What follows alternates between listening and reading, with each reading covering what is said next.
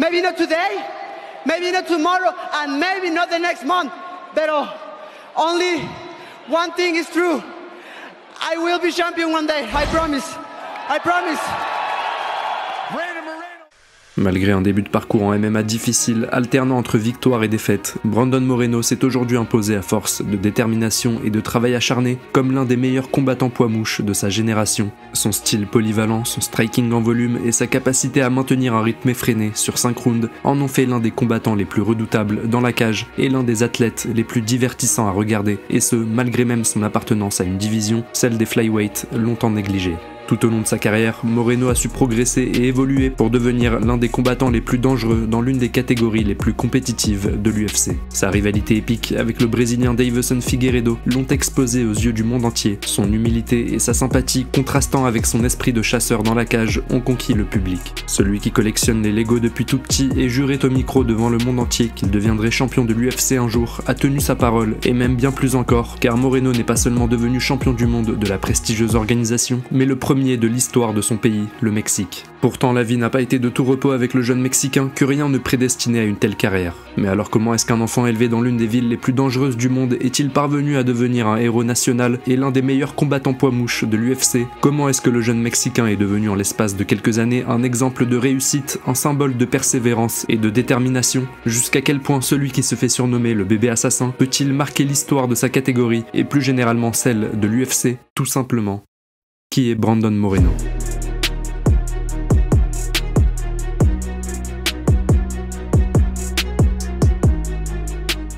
Avant de commencer, je tiens comme toujours à vous remercier pour tout le soutien et la force que vous m'envoyez. Vous êtes de plus en plus nombreux sur la chaîne, on approche bientôt des 100 000 abonnés. Un grand merci. Si ça n'est pas déjà fait la famille, abonnez-vous, ça prend 2 secondes et ça m'aide énormément. Suivez-moi aussi sur les réseaux sociaux, Twitter, Instagram et TikTok, où je publie régulièrement du contenu dans un format plus court. Mais avant de commencer, j'aimerais vous présenter le partenaire de cette vidéo, véritable référence en matière de VPN, CyberGhost VPN. Mais d'abord, qu'est-ce qu'un VPN et surtout, à quoi ça sert? Un VPN, c'est en fait un réseau privé virtuel, c'est-à-dire un outil qui vous permet de connecter de manière sécurisée votre ordinateur ou votre téléphone à un serveur distant. En d'autres termes, un VPN vous rend invisible sur internet, il masque votre adresse IP et la géolocalise dans des serveurs situés dans le monde entier. Alors partant de cette définition qui peut vous paraître un peu théorique pour le moment, ne vous inquiétez pas, vous allez très vite comprendre les nombreux avantages d'un VPN.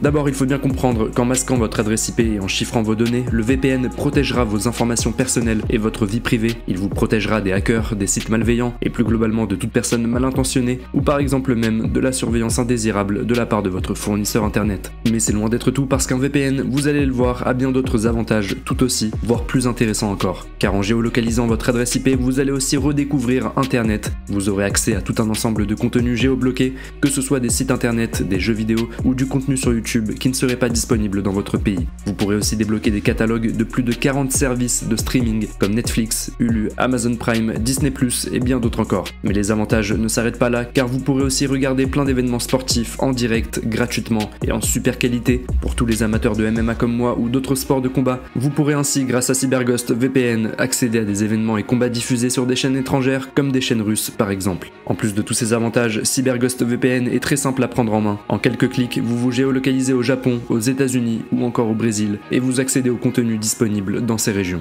De plus, sachez qu'avec un seul abonnement chez CyberGhost VPN, vous pourrez protéger jusqu'à 7 appareils en même temps et ainsi faire profiter vos proches. Le logiciel est disponible sur toutes les plateformes Windows, macOS, Android, iOS et plein d'autres. Et en utilisant le lien disponible juste en dessous dans la barre d'infos, vous obtiendrez jusqu'à 83% de réduction sur CyberGhost VPN, soit précisément 2,03 € par mois, tout en profitant de 4 mois offerts. Vous avez aussi une garantie 45 jours satisfait ou remboursé et un support ouvert H24, 7 jours sur 7. Avec déjà plus de 38 millions d'utilisateurs dans le monde, CyberGhost VPN est la garantie d'un VPN fiable, efficace et économique. Alors n'attendez plus et retrouvez le lien dans la description de cette vidéo. Et maintenant, sans plus tarder, découvrons l'histoire de Brandon Moreno.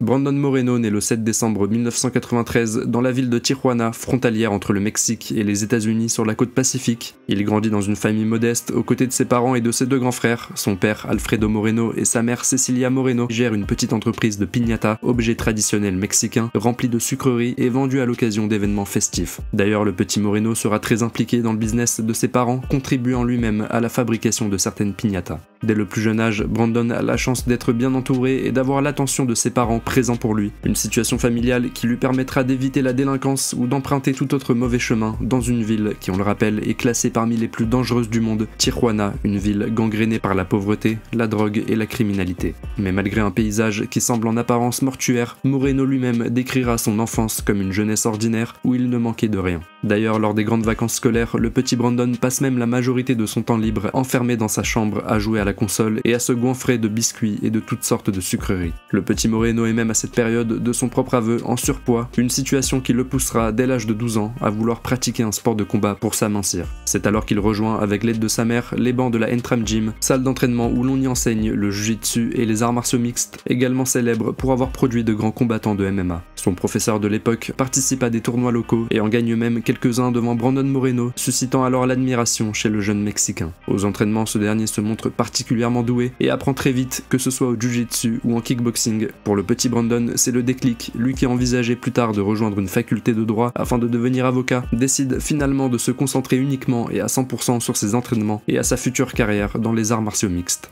C'est ainsi qu'après plusieurs années d'entraînement, il effectuera son premier combat professionnel en MMA dans sa ville natale en avril 2011, alors qu'il est âgé de seulement 17 ans. Les parents du jeune Moreno sont même présents dans le public pour l'encourager. Face à lui, un combattant bien plus imposant physiquement et de 8 ans son aîné. Si les 2 premières minutes du combat sont plutôt serrées entre les deux hommes qui échangent en striking et en lutte, le jeune Mexicain réussira à placer une magnifique clé de bras, obligeant son adversaire à taper. Moreno remporte ainsi son premier combat et fait forte impression en terminant son adversaire dès le premier round. C'est d'ailleurs à cette période que se construit son surnom, en espagnol El Bébé Asesino, en français le bébé assassin, surnom qui illustre assez bien ce paradoxe entre un Brandon Moreno au visage infantile et innocent et le tueur à main nue qu'il incarne dans la cage. Fort de ce premier succès, Brandon Moreno ne perd pas de temps et enchaîne alors 3 semaines plus tard un autre combat contre le Mexicain Marcos Beristain. Si Moreno montre de belles choses en grappling, la supériorité physique de son adversaire, que ce soit dans les phases de sol ou de striking, auront raison du petit Brandon qui connaît alors à l'issue des 3 rounds sa première défaite en carrière. El Bébé Asesino rebondit alors par une victoire éclair au premier round par soumission avant de partir pour les États-Unis où il enchaînera les combats dans plusieurs organisations régionales alternant entre victoires et défaites. Le petit Brandon montre des qualités évidentes en jiu-jitsu, discipline dans laquelle il détient une ceinture marron, mais surtout ce qui impressionne le plus, c'est que malgré son jeune âge et un physique en apparence très juvénile, Brandon Moreno fait preuve d'une robustesse et d'une durabilité à toute épreuve. S'il termine le plus souvent ses adversaires par soumission ou KO, aucune de ses défaites quant à elle n'interviennent avant la limite. Après 9 combats professionnels, dont 6 victoires, Moreno rejoint alors en 2014 la World Fighting Federation. Il y affronte pour son premier combat l'américain Alex Contreras, qu'il soumet via un triangle en début de 3e round.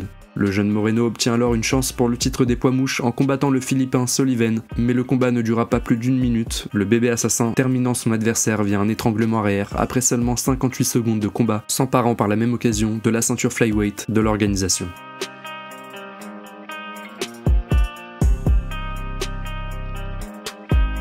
Après cette victoire, le jeune Brandon défendra son titre à 3 reprises, s'offrant 2 nouvelles soumissions au premier round.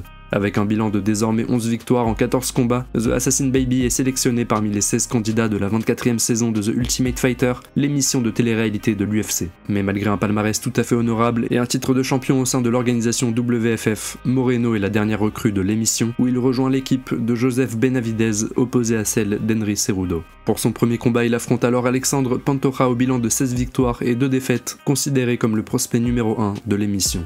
Mais pour le jeune Moreno, la marche est trop haute et il s'incline par soumission. Éliminé dès le premier tour, il restera néanmoins sur le plateau de l'émission pour s'entraîner avec les autres combattants. Mais alors que les choses avaient très mal commencé pour Moreno, un remarquable retournement de situation s'opère. Tandis que la saison de TUF est encore en plein tournage, il est appelé pour remplacer in extremis Sergio Pettis face à Luis Smolka, et c'est comme ça que Brandon Moreno, sur un coup de chance, obtient son premier combat à l'UFC après avoir été éliminé de l'émission en 8e de finale.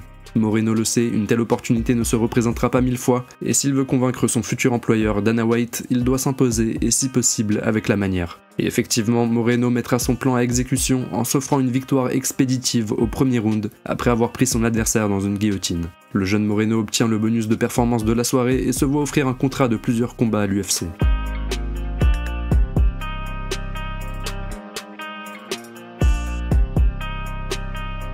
Après cette première victoire, le Mexicain en enchaîne 2 autres, l'une obtenue avec difficulté par décision partagée face à Ryan Benoit, l'autre obtenue sur une soumission au 2e round face à Dustin Ortiz. C'est d'ailleurs après cette dernière victoire que le jeune Mexicain prendra la parole au micro pour réaliser ce fameux discours qui deviendra célèbre plusieurs années après. Sur 3 victoires consécutives à l'UFC, The Assassin Baby obtient alors un combat en main event sur sa terre natale au Mexique face au prospect montant de la catégorie et petit frère du célèbre Anthony Pettis, Sergio Pettis. Le choc entre les 2 hommes doit permettre de désigner l'un des prochains contenders de la catégorie des flyweight, et comme on pouvait s'y attendre, le combat sera des plus compétitifs entre les 2 hommes, chacun ayant ses moments de gloire. Si le premier round sera à l'avantage net de Moreno, qui se montrera bien plus agressif et généreux dans ses frappes, alternant entre striking et grappling, les rounds suivants seront plus serrés, Pettis trouvant son rythme et marquant des points sur de belles contre-attaques. Les juges donneront cependant un léger avantage au point au petit frère de la star, lui permettant de s'imposer à la décision à l'issue des 5 rounds. Si la défaite est loin d'être déshonorante, elle met néanmoins un stop à l'ascension de Moreno, qui se voit alors offrir un combat face à son ancien rival du TUF, Alexandre Pantoja, l'occasion de rebondir et de venger par la même occasion sa défaite non officielle face au Brésilien. Néanmoins, le combat tournera très vite à l'avantage une nouvelle fois d'Alexandre Pantoja, qui s'imposera par décision unanime après 3 rounds de maîtrise et de domination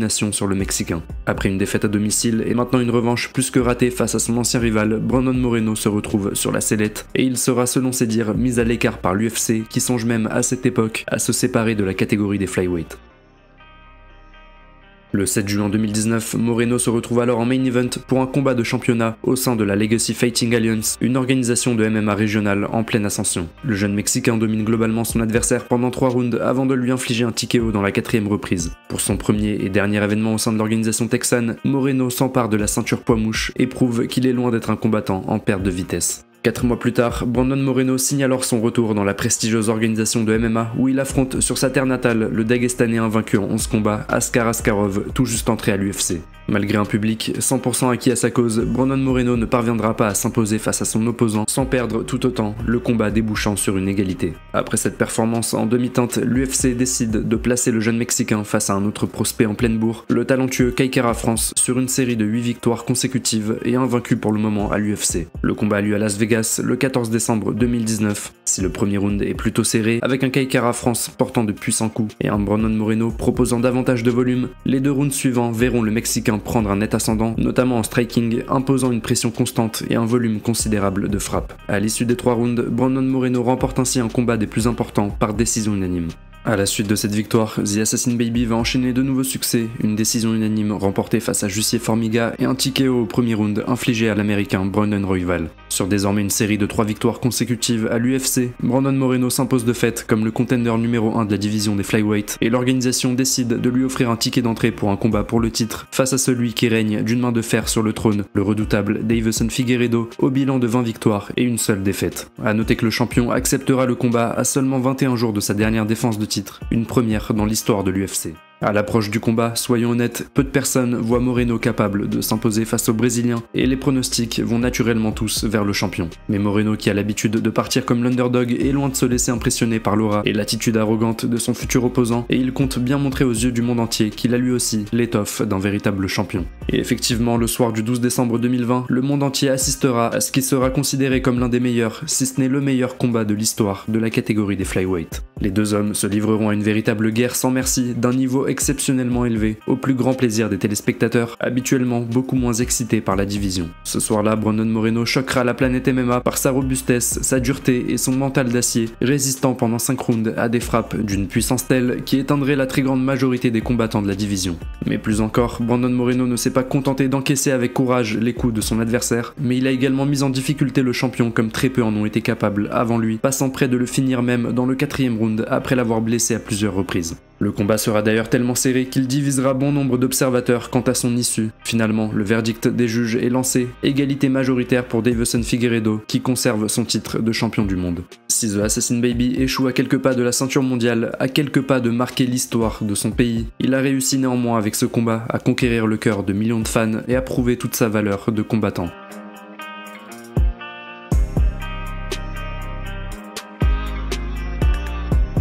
À la suite de ce combat épique qui a mis un grand coup de projecteur sur cette catégorie peu médiatisée, l'UFC décide sans grande surprise et en toute logique d'organiser une revanche entre les deux hommes. Celle-ci aura lieu 6 mois plus tard, en juin 2021, lors de l'UFC 263, avec un Deiveson Figueiredo toujours favori pour ce choc. Car en effet, beaucoup considèrent que le laps de temps très court de 21 jours qui avait été laissé au champion pour récupérer de sa dernière défense de titre et pour s'entraîner adéquatement a eu un impact non négligeable sur sa performance le jour de son combat face à Moreno. Et ainsi, avec un véritable camp d'entraînement, les choses devraient selon cette logique être tout à fait différentes. Et effectivement, elles le seront bien, mais dans un scénario que bon nombre n'auraient jamais imaginé. Parce que le soir du 12 juin 2021, Brandon Moreno va totalement se transcender, délivrant une complète masterclass. Durant les 2 premiers rounds, il va tout simplement dominer le champion et le battre dans tous les domaines du MMA, que ce soit en striking ou en sol, affichant une confiance absolue dans son jeu. À l'entame du 3e round, le Mexicain va emmener son adversaire au sol et lui prendre son dos. Moins d'1 minute plus tard, il place la tête du champion dans un étranglement, la prise est verrouillée, Figueiredo tape.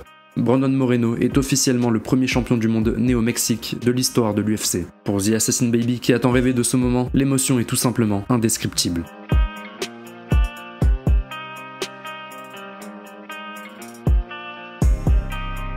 Après cette victoire, la cote de popularité du jeune Mexicain fait littéralement un bond en avant. Dans sa ville natale et plus généralement son pays, il est accueilli en véritable héros, et sur les réseaux sociaux, les juxtapositions des séquences où on le voit se convaincre qu'il deviendra champion du monde un jour, avec les images quelques années plus tard de son sacre, deviennent virales et symbolisent par excellence la réussite et l'accomplissement par le travail et la confiance en soi et en ses rêves. Mais Brandon Moreno a tout juste le temps de célébrer sa victoire qu'il est déjà question d'une trilogie entre les deux hommes, et l'UFC, qui tient là l'une des rivalités les plus intéressantes de ces dernières années, compte bien organiser cette 3e rencontre. La date est fixée, le combat aura lieu le 23 janvier 2022 en co-main event du choc entre Francis Ngannou et Cyril Gane. A l'instar de leur première rencontre, cette fois le combat sera des plus compétitifs entre les deux hommes qui s'échangent coup pour coup, chacun parvenant à trouver la faille chez son adversaire à plusieurs occasions. Néanmoins, si le champion adresse un plus grand volume de frappes que Figueiredo, ce dernier porte des coups plus significatifs et percutants. Il inflige ainsi au Mexicain plusieurs knockdowns, dont 2 au 3e round. Par ailleurs, on sent bien que le challenger et son équipe ont mis en place une véritable stratégie pour venir à bout de l'Assassin Baby. Stratégie qui consiste notamment à briser la jambe de son adversaire par de puissants low kicks et à changer de niveau régulièrement. Et dans ce domaine, le Brésilien arrive avec un sérieux avantage puisqu'il a en effet bénéficié pendant son camp d'entraînement des conseils et de l'expertise en lutte d'Henry Cejudo, double champion de l'UFC et médaillé d'or en lutte libre aux Jeux Olympiques de 2005. Figueiredo se montre en effet bien plus efficace dans sa lutte, scorant plusieurs takedowns bien qu'il ne parvienne jamais vraiment à progresser au sol, au point d'inquiéter le champion qui défend avec une grande efficacité. À l'issue des 5 rounds, les juges rendent leur verdict. Deiveson Figueiredo s'impose par décision unanime, reprenant ainsi la ceinture des flyweight.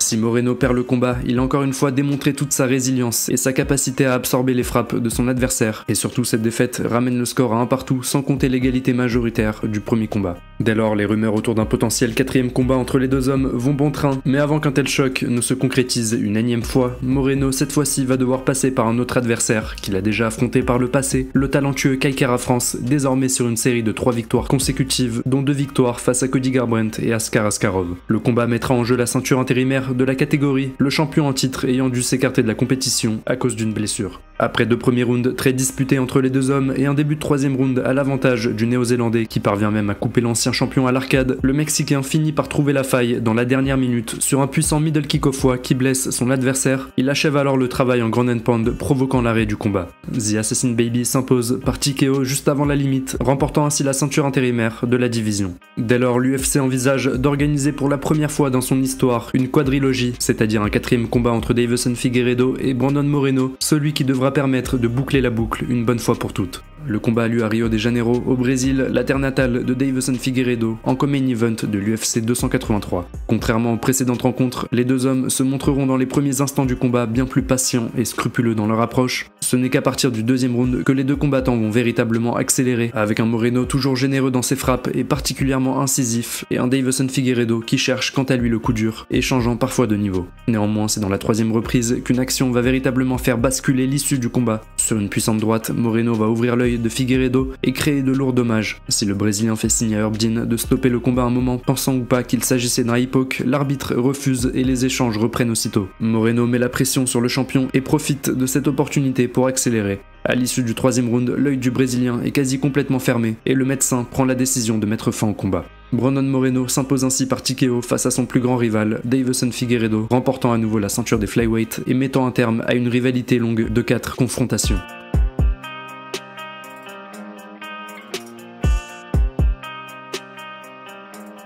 Depuis cette incroyable victoire qui a clos un important chapitre de sa carrière, Brandon Moreno n'est pas encore remonté dans l'octogone. Mais à seulement 29 ans, celui que l'on surnomme le bébé assassin et qui a déjà tant accompli est actuellement, on peut le dire, en plein dans son prime et il semble à chaque combat encore plus affûté et abouti dans son jeu, à la manière d'un Sangoku dont la force grandit au gré des rencontres et des combats avec ses ennemis. Mais surtout, le jeune Mexicain a su déjouer tous les pronostics, lui qui a connu une carrière en dents de scie et qui a presque toujours eu le statut d'underdog, il a prouvé aux yeux du monde entier qu'il est possible d'accomplir ses rêves lorsqu'on croit en ses capacités et qu'on s'en donne les moyens. Et pour ça, Brandon Moreno restera à jamais un exemple de réussite et une source d'inspiration pour les futures générations de combattants.